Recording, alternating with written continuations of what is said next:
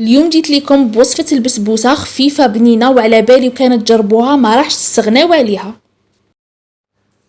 نحتاجو 6 حبات بيض،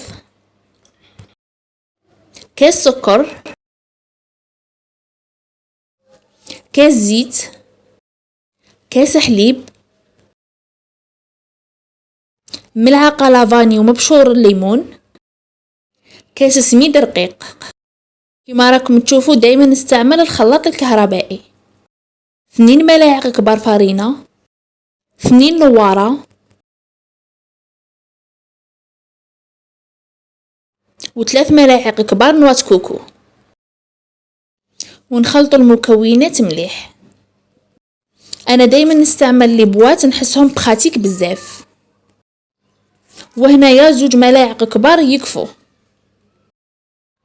كي ندخلوهم للفرن يزيدوا يطلعوا اكثر واكثر. وهنايا كنت ديجا شعلت الفرن تاعي من قبل. هنايا دخلتهم للفرن، غير يطيبوا ويحمروا من الفوق نخرجهم. هنايا رحت نوجد العسيله تاعي اللي درت فيها كيلو سكر مع ريت لاما. نخلو السكر تاعنا يحمر ويذوب في غرضو. غير يحمر لي السكر نزيد الماء. غير تبدا العسيله تاعي تغلي نرمي لها القارص.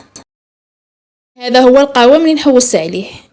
كيما على بالكم اذا البسبوسه سخونه العسيله بارده والعكس. كل ما تشرب البسبوسه زيدي شربيها. غير تتشرب العسيله تاعنا نديرو التزيين. انا استعملت هنايا نواة كوكو واستعملت الفواكه المجففه والديكور اختياري كل وحده والذوق تاعها. وهنايا المرحله النهائيه نغلق لي بواط تاعي.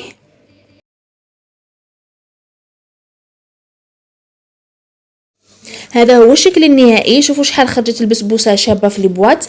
معليش اذا عندك ديري فيها واذا ما عندكش ديري في سنيوه عادي. تقدري ديريها في اي مناسبه عندك ومام قادره ديري بها مشروع وتبيعيه للمحلات والمقاهي. وعلاش لا منها تجيبي كما يقولوا مصروف زايد وتعاوني روحك.